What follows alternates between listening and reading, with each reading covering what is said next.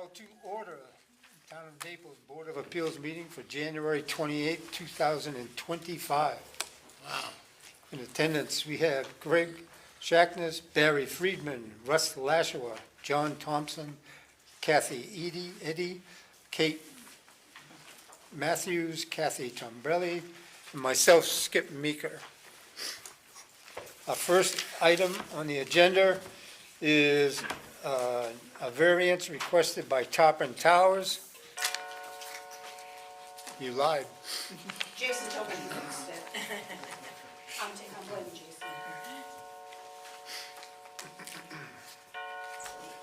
Yeah, it's late.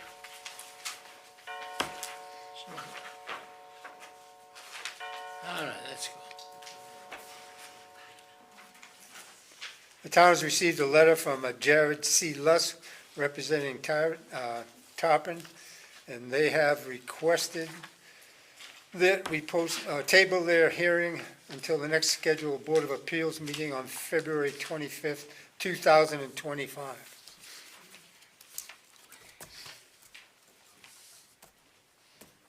We have a motion to accept their request. I move that we accept the request as written. Second. You have a second? All those in favor? So moved. So it'll be tabled to the February 25th regularly scheduled meeting. Correct.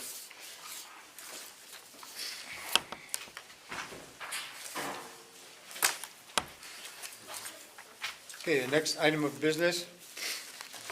We have a public hearing on administrative appeal from Energy North, represented by Archipelago Law.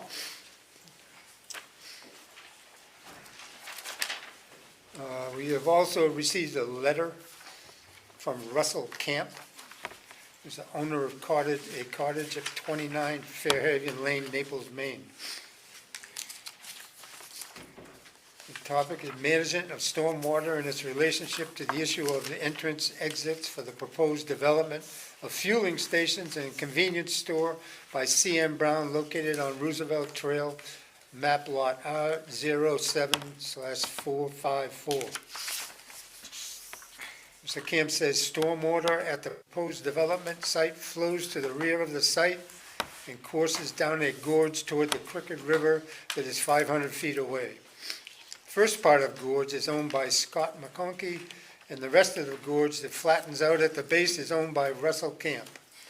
Flooding is frequent when heavy precipitation occurs and blocks the roadway to other cottages on the river owned by Camp, Boulin, Cochran, and Berg. It is critical that stormwater management at the development site is planned so as not to increase water level discharge above the pre-developed site.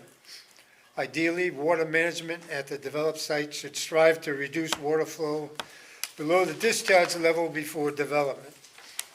Because the development site is within 500 feet of Crooked River, C.M. Brown was required to submit a plan for stormwater management to the Cumberland County Soil and Water Conservation District for approval. The plan was approved. The applicant submitted calculations demonstrating that post-development runoff leaving the site will not exceed pre-development levels.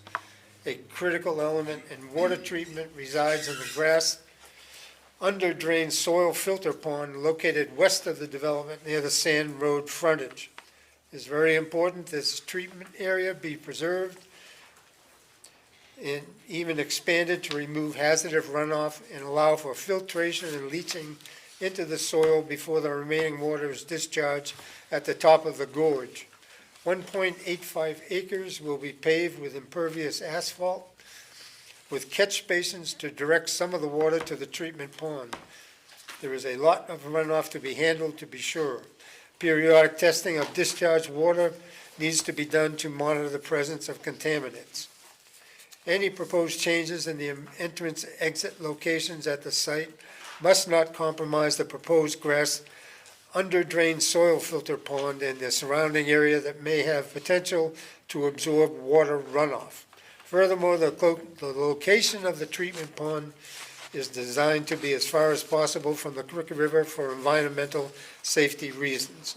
In conclusion, We all need to promote stewardship of our environment.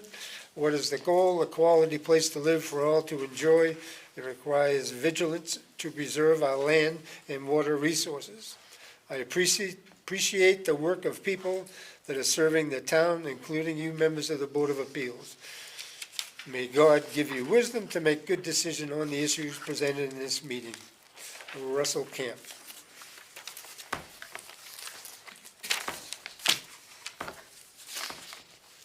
Okay. We begin by hearing from Energy North. Hi. Thank you, Mr. Chair. Keith Richard from Archipelago, and I'm here on behalf of Energy North. So Try this. Thanks, Kathy. If you get stuck, just let me know. Okay, appreciate it. So good evening, everyone. I prepared a PowerPoint presentation to run through some of the issues that I'll be talking about tonight. This is an appeal for a CN Brown. It's going to open up on 302. It's about a half mile from the Naples variety, which my client, Energy North, owns and operates. I also represent the real estate holding company that owns the site, so I represent those two entities.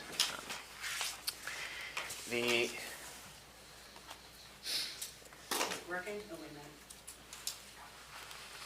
Try it now.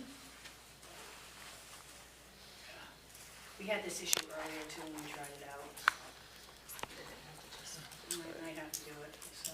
You'll just have to talk There. back. Oh, all right. Try that. Okay. Maybe I got it going, it'll work. All right. Thank you. Good job, Kathy. I'll sure. This room, by the way, is much nicer than the previous room you guys had. This is really fancy. You mean the old gym? So going to first touch on some threshold issues, a little background. There are a number of points of error. We submitted a letter outlining the points of error. The real key legal issue is the meaning of your ordinance, both your site plan ordinance and your driveway and entrance ordinance, specifically as it relates to certain state regulations that are implemented by the Department of Transportation. This was a major site plan review application that went before the planning board. This is going to reconstruct, and the gas station that's there is an old site that's not in operation, and a new convenience store. This site plan was approved with conditions on October 15th. And so just touching on the threshold issues first, the timeliness and jurisdiction. This appeal was filed within 30 days of the October 15th decision by the planning board. That was a final decision because it was a final vote on the decision. There was a notice of decision that was prepared after, but the date of the vote in the meeting was the operative date. This board has jurisdiction in two different places in your ordinance to hear appeals from that type of a decision. So you have a general authority to hear appeals from the planning board. You also have authority specifically under the site plan review ordinance to review site plan decisions. And the standard of review that applies to this appeal is appellate, which means that you're only looking at the record that was prepared and was before the planning board. So the information, the facts, the evidence that was before the planning board at their October meeting when they made the decision is the information we're considering. The board isn't hearing any new evidence. You're not hearing anything no new information about what's happened since then. It's just limited to the record that the planning board had. And it's my understanding that the ordinance provides that the record gets transferred to this board when the appeal gets filed, so I assume that you've had access to or are aware of that information. The third issue, threshold issue I need to talk about is this concept of standing. And I see that your attorney Amy Chow is here tonight. She is an excellent attorney. Jordan Woodsom's an excellent law firm. Amy and I don't always agree on everything, and I don't know what she's going to advise you tonight, but I can say that she knows her law pretty well, and maybe we can figure out how to come over this. You've also heard from CN Brown's attorney, and they believe that there is not standing, but we believe pretty firmly that if you look at all of the information together, that there's enough for at least for us to get in to have this appeal heard, which is generally a pretty low threshold. In order to have standing to file an administrative appeal, your ordinance says that you have to be an aggrieved party. An aggrieved party in the law has a definition. Your ordinance defines an aggrieved party, and that's the definition that the ordinance provides. I would agree that the standard that applies to Energy North is whether we can show that we have what's called a particularized injury. And a particularized injury is when a judgment or order or here a decision of the planning board adversely affects or directly affects my client's property, pecuniary, financial, or personal rights. And the purpose of standing is we don't, like someone that has no relationship whatsoever to a decision can't then go to this board or go to court to challenge it. No matter how egregious a violation of law might be, just because you care a lot doesn't mean you have a right to challenge that. The decision has to actually affect you somehow. So if someone on the other side of the world gets really upset about a decision of your planning board, they're not going to have standing to bring an appeal because they don't have any relationship to what goes on in the town of Naples. Let's see. For standing, the law court has said, the Maine Supreme Court, well, oh boy, batteries are out. Lasted one meeting. That's this one is my fault. This isn't the technology. Maine Supreme Court has said that there's no set formula for standing. So there's not like, this is the test, apply this test. What the formula spits out is there standing or not. You have to look at who is the party that's bringing the appeal. You have to look at what is the nature of the claim that's before you. And that's going to really depend on a case-by-case basis what you have. This is around this particular person bringing the appeal or entity bringing the appeal and what is it that they're appealing.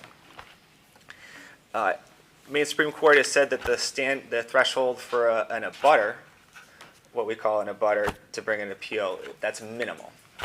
It's not a very low threshold. If you own property in the neighborhood, it's assumed that you have some to an appeal or to get into court on that. The town of Naples, your ordinance doesn't define abutter. And the Maine Supreme Court has said not just a butter in the sense that you have a property boundary line that abuts, but in the more general abstract sense that you're within the neighborhood. Generally, the threat of increased public use that happens when you have a business that's located near the person bringing the appeal, near their property, that's generally a sufficiently particularized injury for standing. The law court has said that. And again, there's no defined distance. Are you within 500 feet? Are you within 1,000 feet? There's no bright line for how far away proposed project you could be and still have standing. And it bears emphasis that if we're talking about a butter or how close you are, like I said before, you have to look at the unique circumstances of the claim. So you might be some other basis that affects your financial or your personal or your property rights, then that might be enough together. Those two things together, or three things together, might be enough for you to have standing.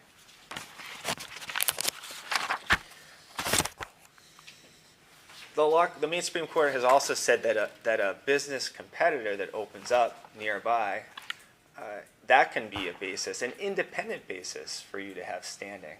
And in fact, you don't even need to be a business that's located as an abutter.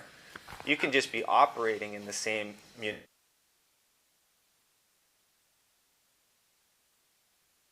High Maine versus town of Kittery.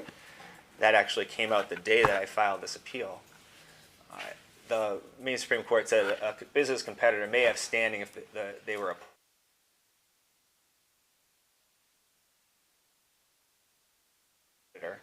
and adversely affects its business.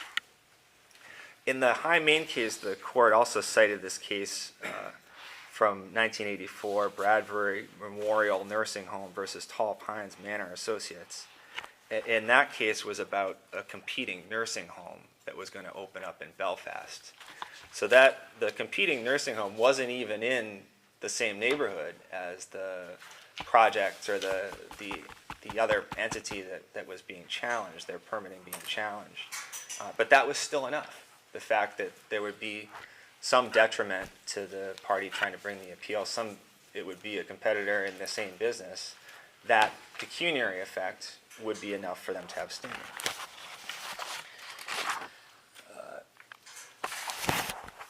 I just drove by it on the way in.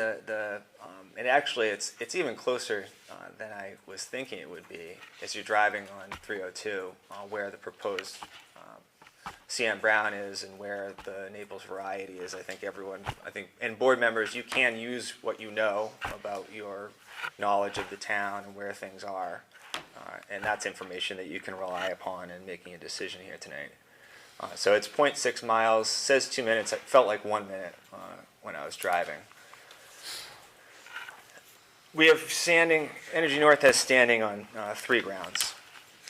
The first, that we are in a butter, so that we're in the same neighborhood. We're not directly next door, but I think that we are close enough to be considered an abutter under the general Maine Supreme Court definition of that term. Number 2, the potential for safety and traffic issues for employees of the Energy North facility and customers that would go there. And third, as I was talking about before, the fact that a competitor is going to be opening up a half mile down the road, offering the same services and same business, and it's not only within the same municipality, but it's on the same road and on the same side of the road as the Energy North and the Naples variety. So I think that those 3 things together, while maybe one of them you could have an argument that that's not enough, and there are cases that talk to each of those 3 individually, I think all those 3 things together is standing under the Maine Supreme Court definition of that threshold and according to your ordinance. So that's standing. I know that some boards of appeal take up the threshold jurisdictional questions first and then proceed to the merits. I'm not sure what the pleasure or preference of the board is here tonight. And maybe you want to hear from your attorney.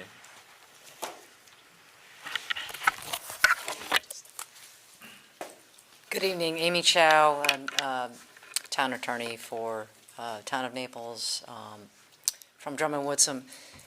You have 2 ways to proceed, I think, here. One is you could handle the threshold issue, which is a legal issue, but also involves some consideration of the facts, as Mr. Richard has mentioned. I don't know if the applicant's attorney or representative is here tonight and/or would like to be heard. So that may weigh in on, yes. Hi, yes. So, Mr. Meeker, do you care which way to go on this? Whether to address the threshold issue first, which would, You have questions on the threshold issue? I have a question on the abutters. Okay. so would you like to hear from the other side? And then, If we have, if you have. before we get into the merits? Point Okay. two. I think that makes sense procedurally. Good evening. My name is Jason Dennis. I am from the Hastings Law Office in Freiburg, and yes, I represent C.N. Brown in this matter. And so I will address the threshold issue of standing, and that's because we do not contest the timeliness or the jurisdictional issues. Those are pretty clear. However, we disagree that there is standing in this case. As a threshold to the threshold issue, I don't agree with the idea that, well, we might have standing with this issue, and we might also have a little bit of standing in this issue, and maybe with this third issue, but if you add them all up, then we get standing. I disagree that it works that way. You have to have standing or you don't. You're not like a little bit of standing and a little bit of standing and a little bit of standing and all up a lot of standing, we got standing. So you do or you don't. As far as the traffic safety, there's no standing there, because if this needs to be a particularized injury, if there's traffic and safety concerns 6/10 of a mile away, then it's not very particularized, because everybody else closer would have the same concern. So there's no particularized injury there to the appealing party. With regards to a butter status, I suppose if you can get there in your car in 2 minutes, that's a certain distance. But if you can't possibly see the premises, and in this particular area where there are both residences and business all in the same, it's not really I don't mean to disparage the area in any way, it's not really a neighborhood in the sense of, you drive in and you're in a cul-de-sac and there's maybe 20 houses there, and so everybody within that area would all have a concern for somebody putting something in their sort of residential neighborhood. There's multiple different types of businesses and intermixed residential use here as well. So I think that simply the idea that you can pull out and drive down and get from one business to the other in 2 minutes does not create a standing issue here from an abutter status. There is no exact definition of it, of course, and Energy North is right in their comment that there's not a bright line in the distance. But here, 6/10 of a mile away is pretty far, with a lot of sort of real estate, so to speak, both commercial and residential in between. So that leaves us to what I would say is the arguably closer question, where some analysis and input from your counsel on this, I think, is more warranted in fairness, and that's this business operation argument that we've heard. In that High Maine case, one of the things that the law court stated in arriving at its ultimate conclusion is that if a party's legal rights and responsibilities are unchanged by a decision, the party will not have standing. Here, what's interesting about this situation is that there is a Big Apple already right next door, 1/10 of a mile away, that is operational and is successful and is already a competitor. And so what is the showing of a particularized injury from another competitor half a mile further away? So 6/10 of a mile total, but a half a mile beyond. And this one is also on the same side. It's just right across the side street there.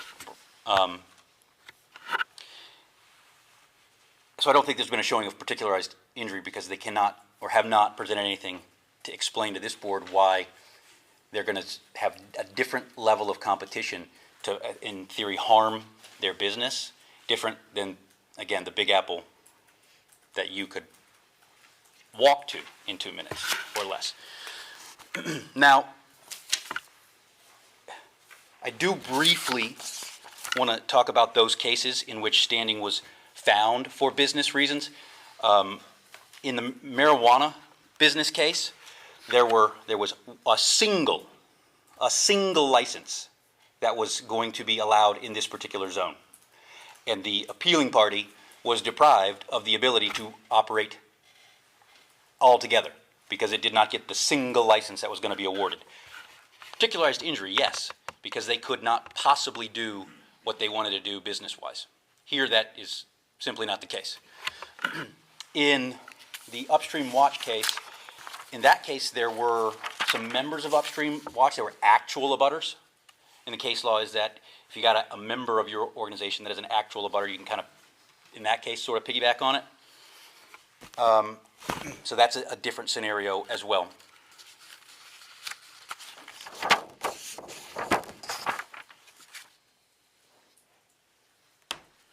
So from our perspective, Energy North is not an abutter, so should not be deemed to have a abutter status. The safety concerns and issues that they've raised could have been raised by 6/10 of a mile of businesses and residents, so it's not a particularized injury. And with regard to the business competition, again, there's just not, and they have the burden here, there's no showing of a particularized injury because we again have a competitor that they could walk to faster than they could drive down the street to the other potential competitor. So we're asking that the board find that standing does not exist in this particular case for this particular applicant appealing this particular site plan application. Thank you. I had a question to the town secretary. When someone comes before the planning board, do you normally, Who, me? yeah, you, Okay. you normally notify the abutters? Who are the abutters? Do you notify? Butters are defined by state statute as anybody in the surrounding, Was that the 500? I can answer that if you'd like. The state statute says a butter is the immediately abutting, but while our ordinance does not have a definition, he's correct, there is no definition of a butter. There is an administrative procedure in 906 that says notices will be provided to property owners within 500 feet of the property under review. Thank you.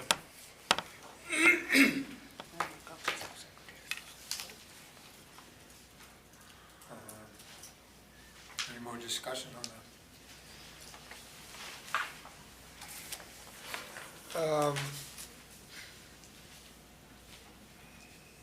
I mean, the way the Naples land use ordinance reads,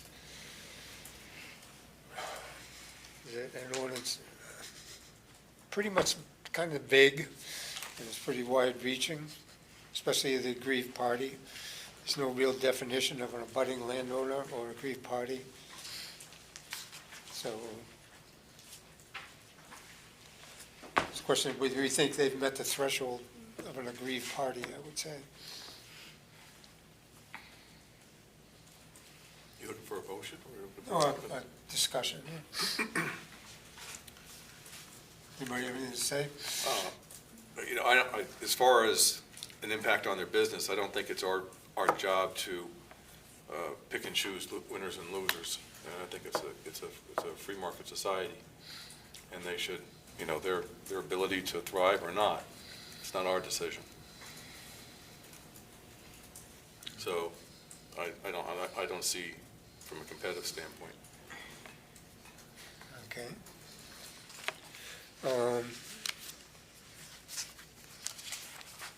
What is the fact that there was an existing gas station there and a convenience store there?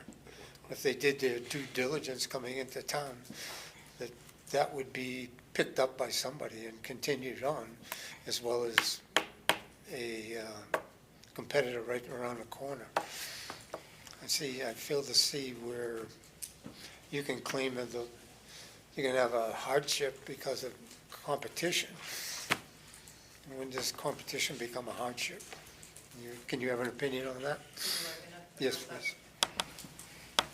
So, you've heard from both attorneys about the issue of standing. I do think it has a legal underpinning. And in this case, I think it's sort of a mixed question of fact and law. So what I would say is the three grounds that Mr. Richard mentioned, I agree that the middle ground is not a particularized injury, meaning that the potential safety and traffic issues for their own employees or customers are sufficient to be a particularized injury here. On the business competition, although that one is a closer one, and I defer to the board on this issue, I do think that the Maine case, which is a very recent case that came down, does not stand for the broad proposition that if you have a business and your competitive advantage as a business, as a like-kind business, would be impacted, that makes you an aggrieved party for standing purposes to challenge another business. Otherwise, you would have folks all across town, or perhaps even outside of the town of Naples, claiming that their business would be impacted negatively by this. I do think Maine certainly applies to a situation which that was, a single license, a single business, a single cannabis business license available in that town. So the party that didn't get the license was an appealing party, clearly an aggrieved party. I don't think you have that situation here. So I do think this does come down, however, to sort of a factual discussion of what an abutter is and what it isn't, and whether you have the facts that meet that.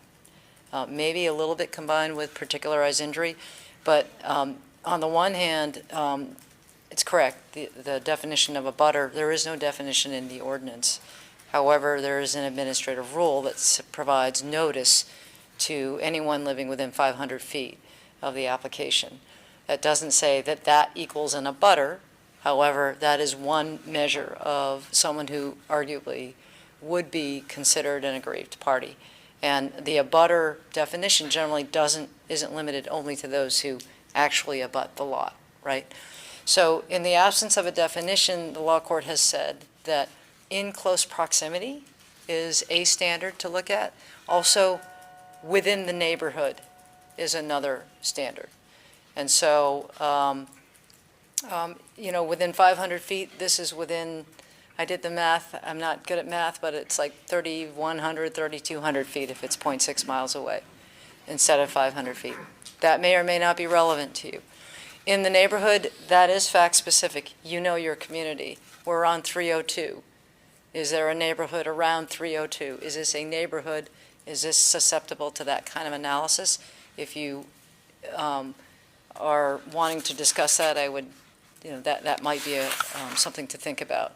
So I think I think it's a close call on standing, and I would defer to your judgment on this. And I think that the facts that I would want you to look into are sort of and the potential for there being a particularized injury here. Thank you.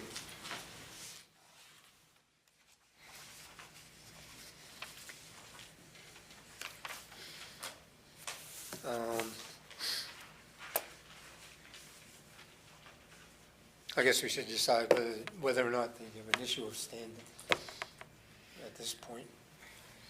I agree that the whole issue here is we don't have a definition of a butter. I think that would clear this up. But where we don't, it's pretty much a very wide interpretation that can go. I wouldn't even want to think about the multiple ways it could go, especially in an appellate court. Based upon that, I would say they do have a standing as that loosely interpreted butter. If anybody has any other opinion, want to speak up? Sorry, what did you just say? I missed it. What's that? Would you just repeat what you just said? I just said I think because there is no definition of a butter, and it's such a far-reaching, even though it's zone commercial, so I guess you'd call it all commercial. And because we don't have that definition, which we should, it's pretty open as to what a butter actually is. So I guess we could grant them standing based upon that definition, no definition of a butter, because they are in the general neighborhood. Do you need a motion to that extent from one of us? As a point of order, I guess we should just say we grant them, we do agree that they have standing for this appeal. Yeah. You want to make the motion? Me? Go ahead. My motion is that Andrew North does have grounds for standing in the regards of being in the same neighborhood. I'll second it. Okay, all those in favor? So moved.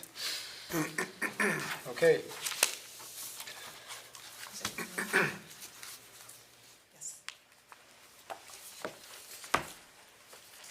Yes, it was unanimous, sorry. Yes.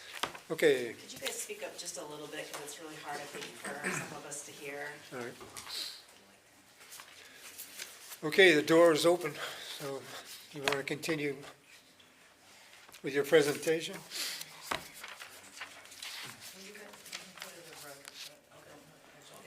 I'll do it before I put in the substance. That's fine. To preserve the motion. Yes, that's fine.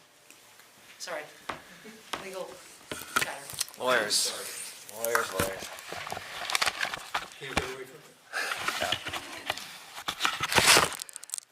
Okay, let's see if I can not break this thing this time. Point of error number one. So like I said, the standards that I'm going to be talking about, and I submitted them as an attachment to the appeal, are certain regulations from the Department of Transportation. And the Department of Transportation rules do apply to the planning board's review of a project that's going to have an entrance or driveway that is on a particular type of road that is called a mobility arterial corridor. So Route 302, it's probably one of the most heavily trafficked state roads in our state, and it falls under a higher designation of regulation as a mobility arterial corridor. One of the town of Naples does have a driveway or entrance ordinance that specifically incorporates DOT standards by reference, and additionally the state regulations themselves say that if there's any conflict between what the DOT regulation requires and what a local ordinance requires, that the state standard applies and controls. And there's also a general concept called preemption, which is where a superior point of law, state being superior to local, state law would take precedence as federal law takes precedence over state law. That's called preemption. The first standard I want to talk about is the site distance standard. And this is the site plan that was approved by the planning board. It zoomed in on the site distance, and this is on this stretch of 302. There's a pretty significant bend right before you hit the property location, and in that direction, facing back towards Portland, the site distance is showing 440 feet on the site plan. And as I said, Route 302 is a mobility arterial corridor, which means that a particular standard, which is actually a heightened standard, applies depending on the posted speed limit. So for 302 in that area, the posted speed limit is 40 miles per hour. Therefore, the DOT regulations require a site distance of 580 feet. As an attorney, we try to avoid math when possible, but I do know that 440 is less than 580 feet. And there was no finding or any condition placed on the approval that this standard could be met. So I think there were some statements, and it's been repeated in this appeal, that the right-of-way could be improved, or that there is some set of facts that could change what it's currently going to show as 440 feet as a site distance. That's all information that the planning board didn't have when it made its decision, and so it's information that this board can't consider because it's outside the scope of the appeal record that we have, even if it were true. I'm not sure, but I think that because this is an appellate review, we're only looking at the information that the planning board had, and this is the site plan that they approved. So that's what the site distance is. The second point of error is there are also standards for spacing driveways and entrances in the DOT regulations, specific to a mobility arterial corridor, the 302 is. In a posted speed limit of 40, the separation between driveways and feet has to be 175 feet. The two driveways that have been approved in the site plan are closer than 175 feet apart, and therefore they don't meet these standards that DOT requires. Point of error number 3, the driveways also violate certain width standards. And actually the Town of Naples ordinance comes into play on this one. The entrance ordinance at section 5C5 states that for a commercial driveway, the maximum width of that driveway is 40 feet.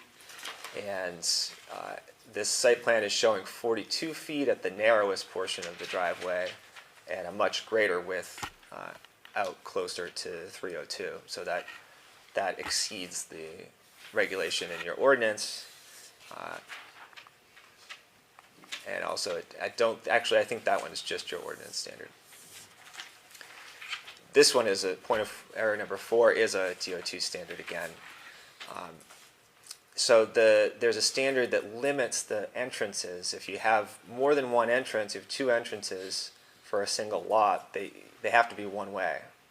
If you have or you could have a single two-way driveway into a mobility arterial corridor. The problem with this site plan is that we have two-way entrances. So it is possible for DOT to allow two entrances, but they have to be one way.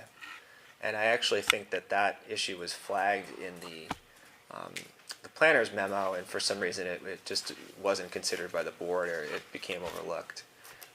But it was mentioned at the October meeting.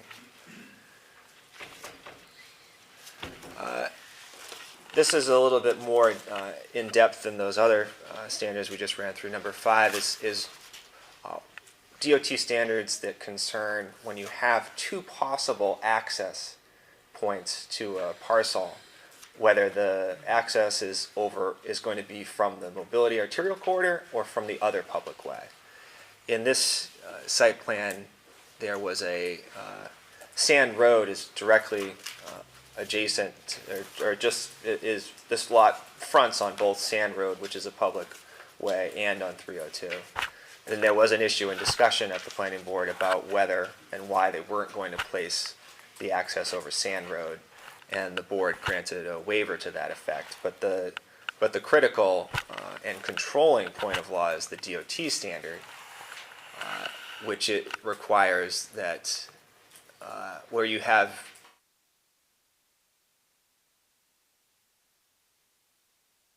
to be on the other public way unless there's evidence that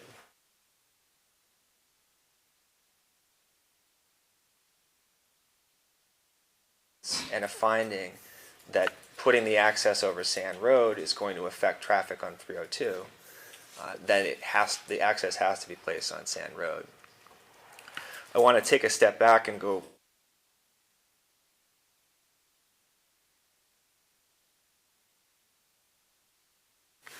and that ordinance is at section 9084D, as is in the site plan ordinance, where a lot has frontage on two or more streets. The primary access from the lot must be provided from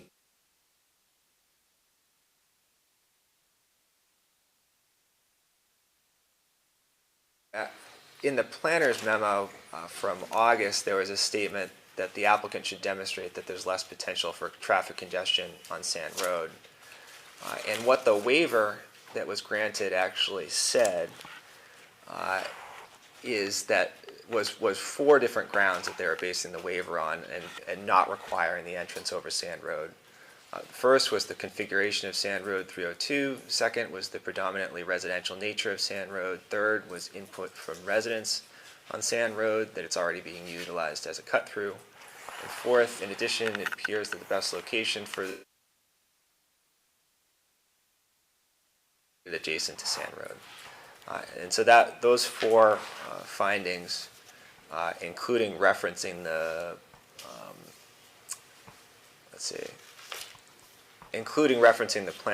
the planner's memo, which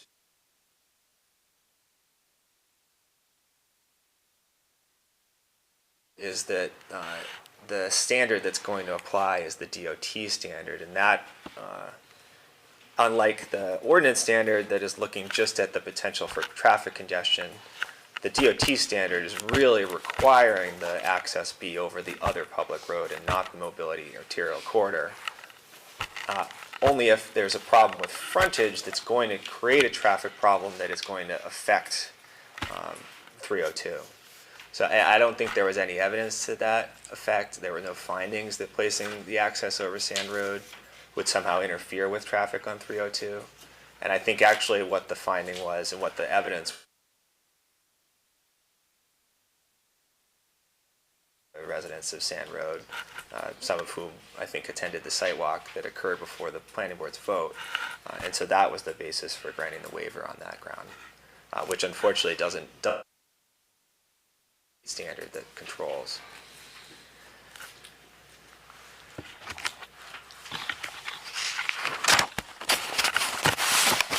And so in doing so, the planning board necessarily exceeded their waiver authority. The ordinance does allow for certain waivers to be granted of the site plan standards. But what a local planning board can't do is purport to waive a state DOT standard, because that's supreme, and that would control that question. And it's a different, like I said, it's a different legal standard.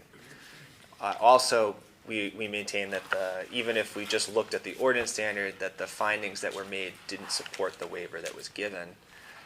And actually, there's been recent court decisions that say just incorporating a planner's memo by reference isn't an adequate factual finding by a board. The board needs to make its own independent factual findings that are sufficient for either a board of appeals or for a court to review, which didn't occur here.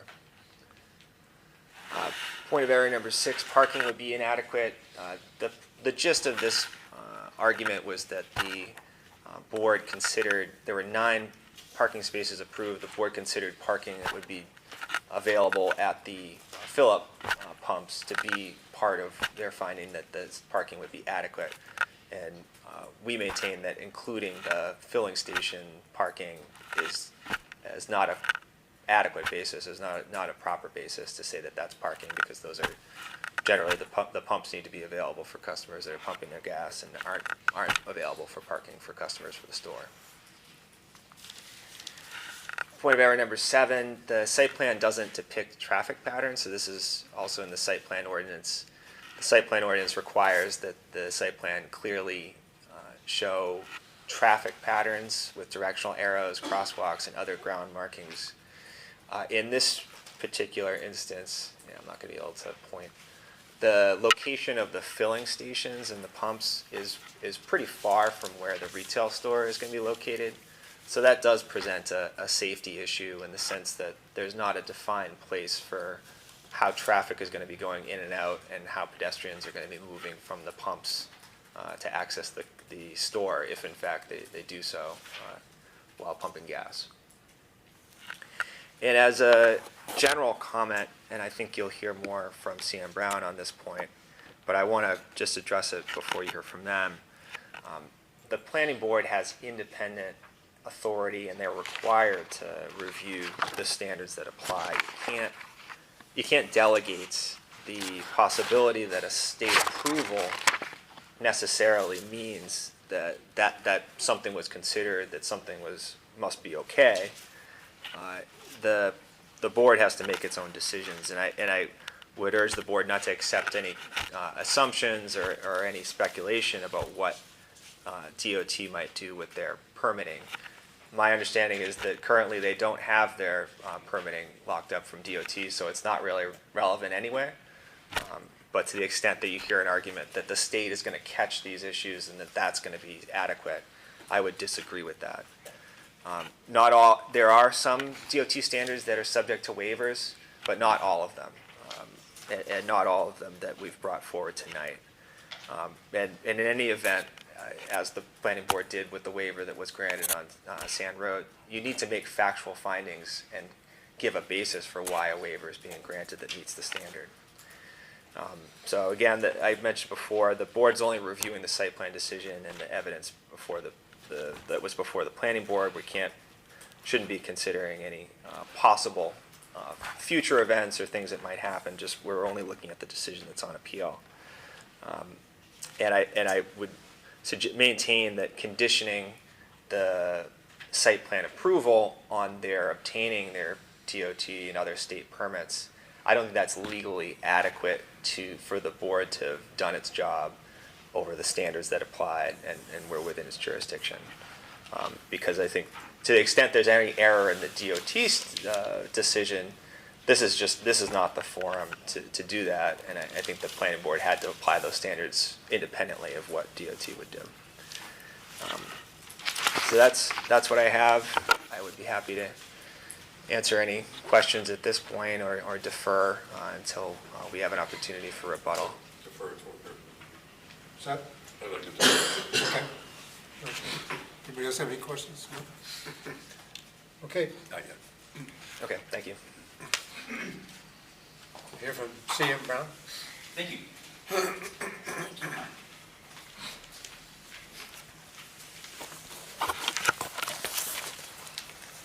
So you heard a lengthy introduction about this concept of preemption. and how the state kind of steps in and can make some rules that trump what the town has to say. Of course, the state is the only entity that can waive those. And yet, in conclusion, you've heard, but, well, the board can't conditionally approve something based on the state's doing its job. And that's just not how it can possibly practically work. How on earth would things get done if the town can't condition its approval on the state's approval for the state to then do its job? Because we're not all coming to the same building at the same time every night. We just can't do that. And so just as an overarching premise, that's not how it works. I mean, that's just sort of inaccurate assertion of what the planning board is and is not supposed to do. And so here, because we are dealing with the record before you, you cannot rely on the fact that the permit, the TMP, is in Augusta for signature. You can't rely on that, but you don't need to, and that's because the approval was conditioned. No building permits without the DOT and DES permits. So the planning board didn't actually violate anything, because the planning board did its job and said, let's look at the town requirements, let's apply that, but for these things for which the applicant is working with the state and for which they have, as we've just heard by Energy North itself, the preemption authority, meaning they govern, we can't do the state's job. We can only do our job. So the planning board did its job and said to the state, now state, you do your job. So if the state doesn't waive a requirement, then the applicant doesn't get its permit and it's back to square one. If it does, both the planning board and the state have done its job. Now, of course, Energy North, and maybe we see the writing on the wall, can appeal what the state has done, but it's not for this board to decide if the state got it right. And so that's just, I think, the simplest way that I can argue that the entire appeal should rather summarily be dismissed, is what I would say if I was talking to a court, but denied. I will briefly go through the specifics. I'm not going to jump into a lot of the meat of it because, again, as the overarching principle, it's up to the state to decide to waive certain things or not. Site distance, actually, if we're talking about whether the state can or can't, and it looks like maybe there's a desire to pick and choose, but if we're looking at the town's site distance, it's satisfied. The town's site distance by the chart in 5B is satisfied because it's a shorter distance. So we're into the state's distance. They get to waive it. The town cannot waive that. You can't rely on this, but they have. And again, even without relying on it, if either they don't get the waiver or they do, and if they do, then again, as I said, the board's done its job and the state's done its job. Driveway spacing, you saw a nice picture up there. The width is actually measured at the narrowest portion, at the tangents there. And so that measurement is where you use it, not when you come out to the widest part of the apron, or else you're getting an inaccurate measurement of the driveway spacing. Driveway width. I skipped ahead to driveway width. The driveway spacing, again, there's no violation by the Town of Naples Planning Board if they say no building permits until you get DES or state approval, because it's the state to make that decision, as we've heard. The directional traffic entrances, again, DOT related.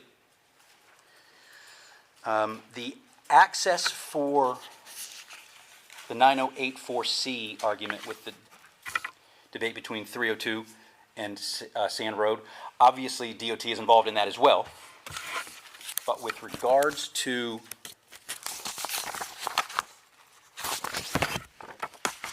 the planning board findings, they do say in their notice of decision on the second page that according to section 908.4.c, where a lot has frontage on two or more streets, primary access from the lot must be provided from the street where there's less potential for traffic congestion. The project has frontage on both Sand Road and Route 302. Due to issues raised at the pre-scoping and scoping meetings, Route 302 will be used. That is, they didn't give you 27 different reasons, but that is a clear statement that there's less potential for traffic congestion on 302 because that's the decision they made based on all the issues raised at the pre-scoping and scoping meetings. And so that standard, though again, it's a DOT sort of intertwined issue, has been met. That's .5. So I've kind of sped through 1, 2, 3, 4, and 5, because there's a lot of DOT overlap there, or preemption rather. The parking spaces doesn't even apply, because section 508 in the land use ordinance applies to light manufacturing in the commercial district, and this was not a site plan application for light manufacturing in the commercial district. Even if it were to somehow apply, you've heard how the applicant presented the parking spaces, and you've heard how, well, you haven't heard, but I will tell you.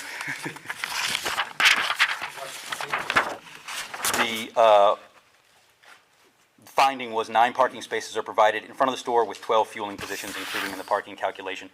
The applicant based this configuration on other similar sites. My understanding is that it is pretty standard within the industry. I today stopped to get a vitamin water, and I parked in my fueling spot, got my gas, and went in and got my vitamin water. Some people might have different personal opinions or have personal little bugaboos about people that do that, but that's industry standard.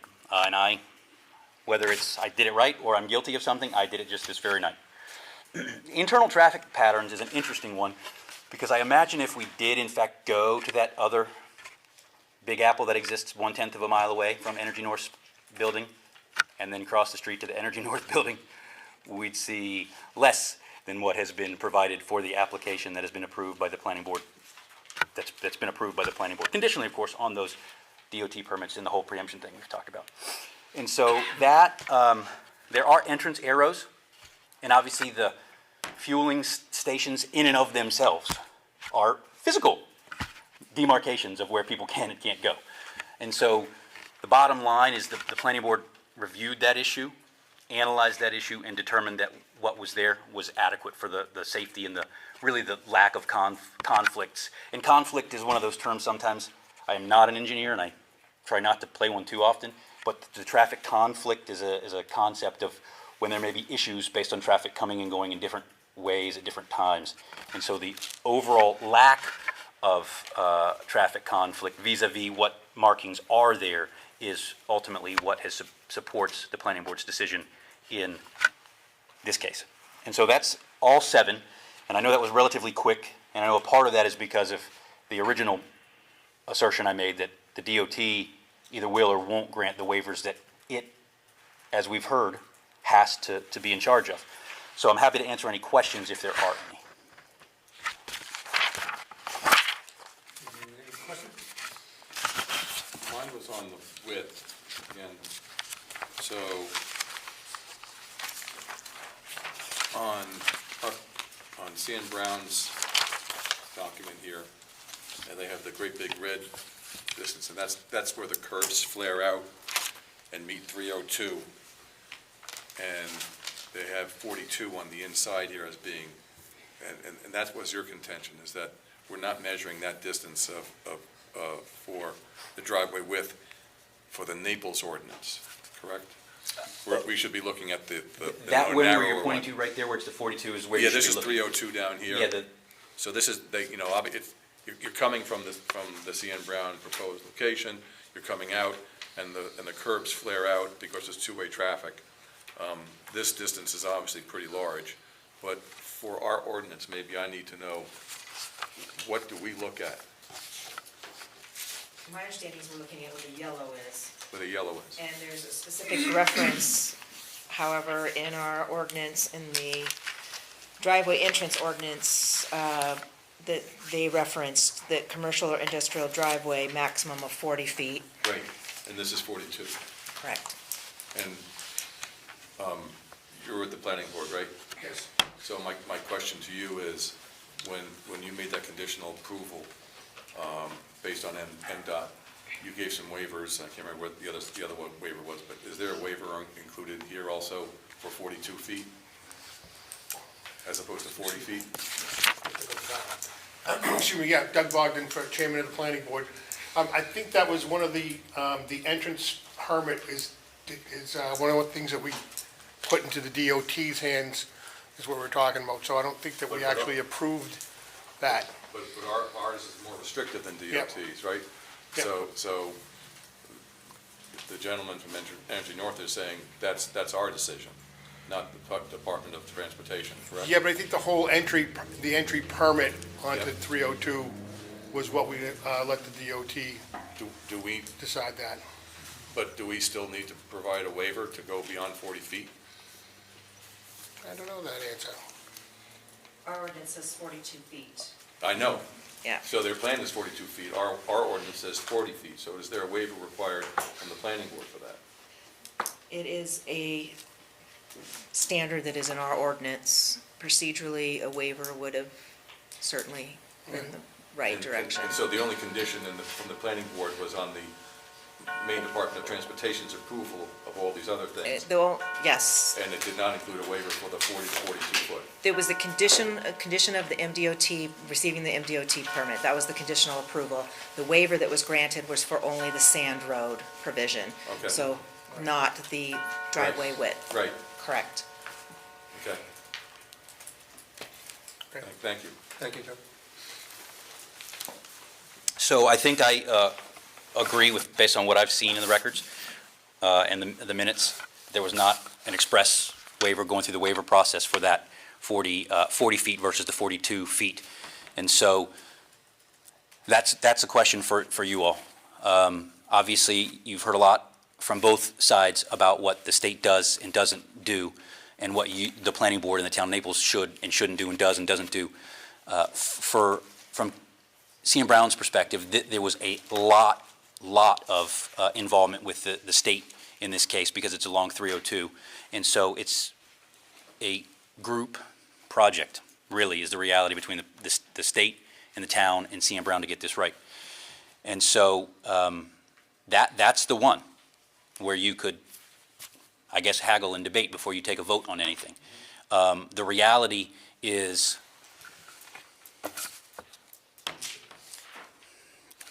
and maybe you'll need to get this from your town council because I don't want to suggest to you what to do. If anything, could you remand it to the planning board to go through the waiver process for that? That is super efficient. And whether they grant the waiver or C.M. Brown were to say, you know what, 42 is actually better and safer based on DOT's involvement in this with their knowledge of 302, we'll take it down town of Naples if you want it to 40. That's the easiest way to, from my perspective, procedurally, to just address that really one issue where, I mean, heck, I could stand up here and argue till I'm blue in the face that there's an implied waiver within everything they did, and I certainly think there is an implied waiver, but if you don't want to make that decision, then I think the next best thing that's fair and appropriate is, all right, we'll send it to the planning board to have them address just that difference between, well, 2 feet is really what we're talking about. And so, I mean, I'm not going to try to play hide the ball or do sleight of hand or anything that, will make me a lawyer joke tomorrow. And so that's just the reality. The practical, fair reality is it shouldn't derail the project or change the ultimate outcome because, again, the state has been ultimately involved in a number of things it does preempt. That's just one where there's that 2 foot difference. So, Thank you. thank you. Okay.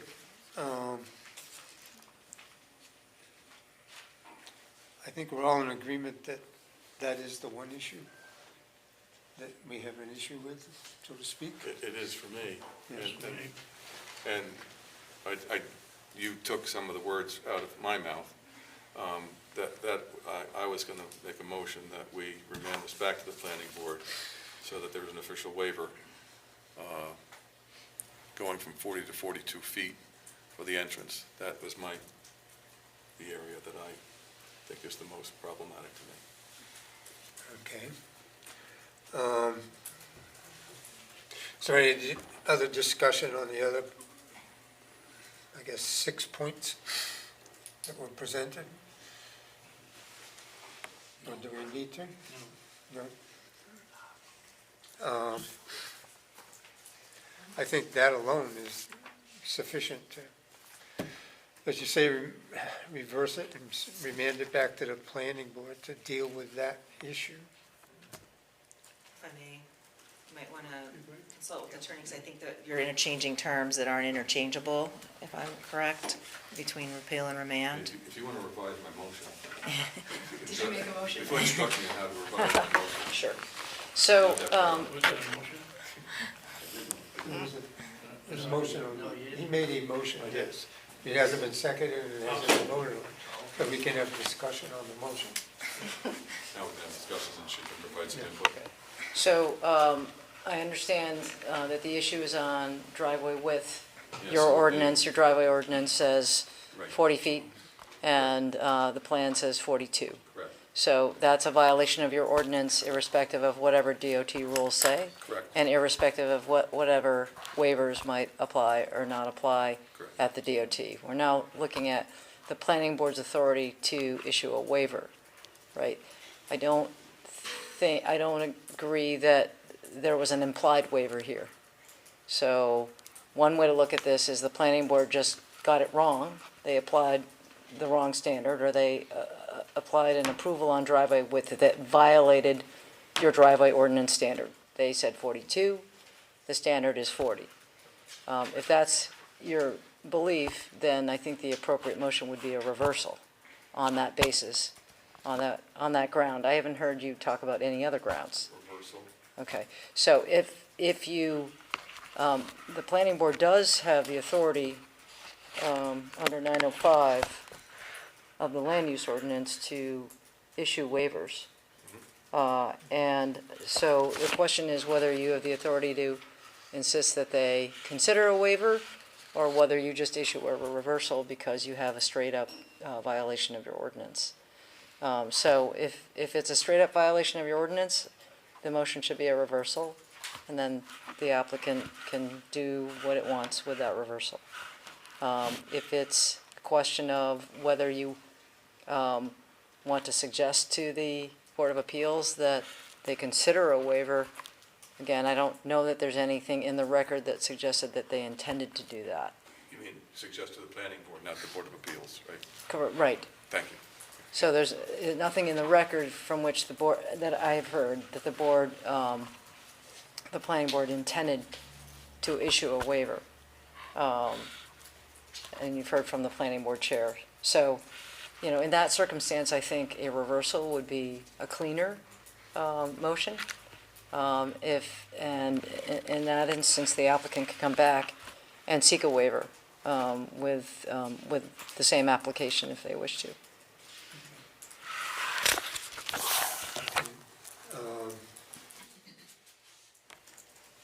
Is that something that you would be willing to draft? Yeah, I mean, I would be happy to help draft. People can't hear me. I'd be happy to help draft the final notice of decision if the board wishes to take a vote on this tonight. Do you want to have more deliberations? Do you wish to take a motion? What's that? I think a little bit more discussion. I don't think we have any more debate, no. So I think that is the issue we're dealing with. If you want to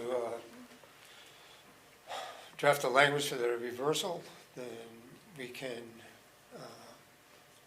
once we have that, I can sign it. And that'll be basically our finding.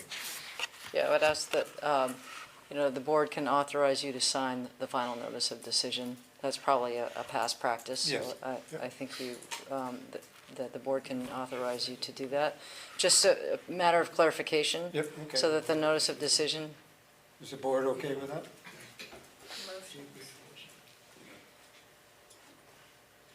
I don't want to cut off any deliberations of the board, so I'm happy.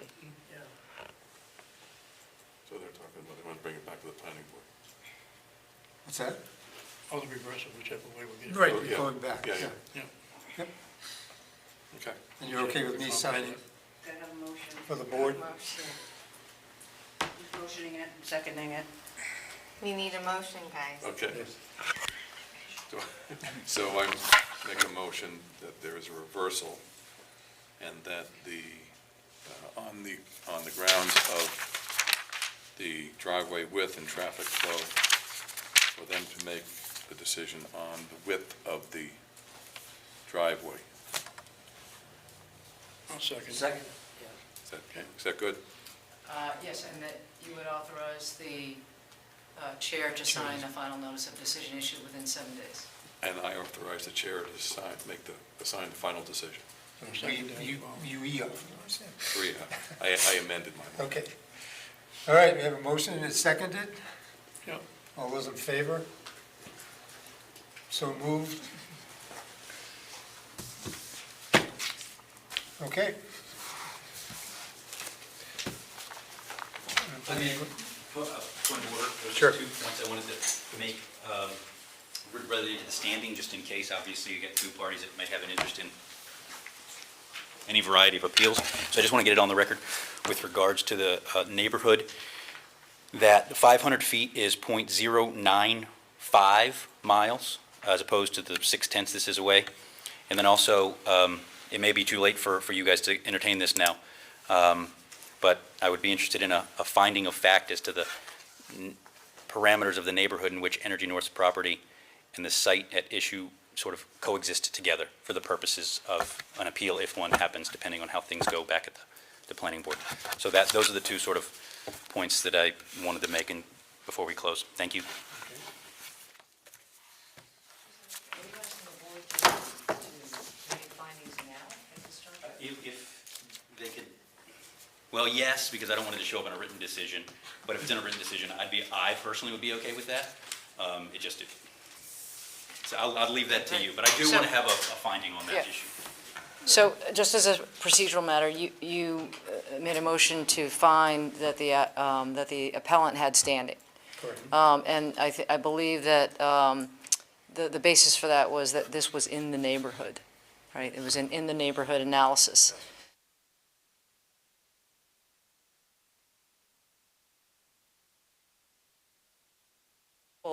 Points about what the neighborhood, what constitutes the neighborhood and why this, is within the neighborhood. And you can call upon your own experience, being in the community, what was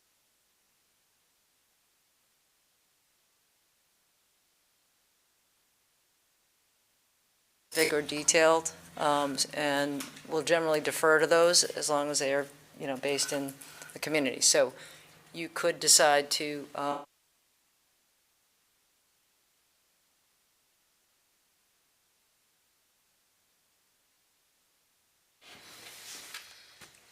certainly think it would be within the 500 feet. That's what I'm they sorry, use. what's that? I said I certainly would think.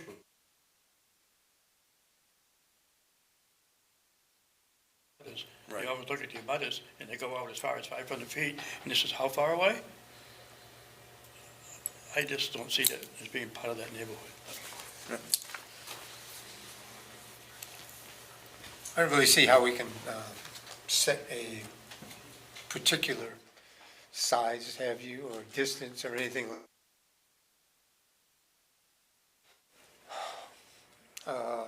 Land use ordinance reads, objectionable to the applicant, any abutting landowner or other aggrieved party. That kind of opens up the, what I would say.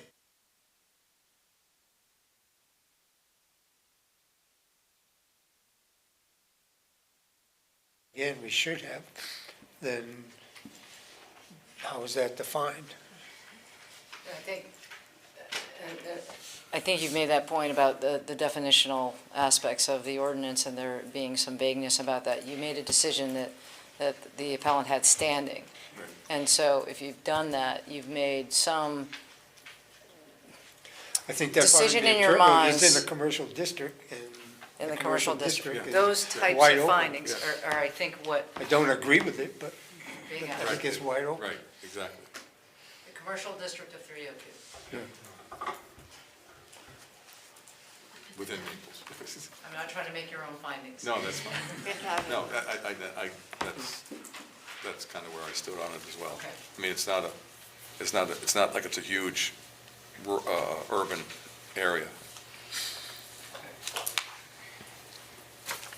Thank you. Okay. We have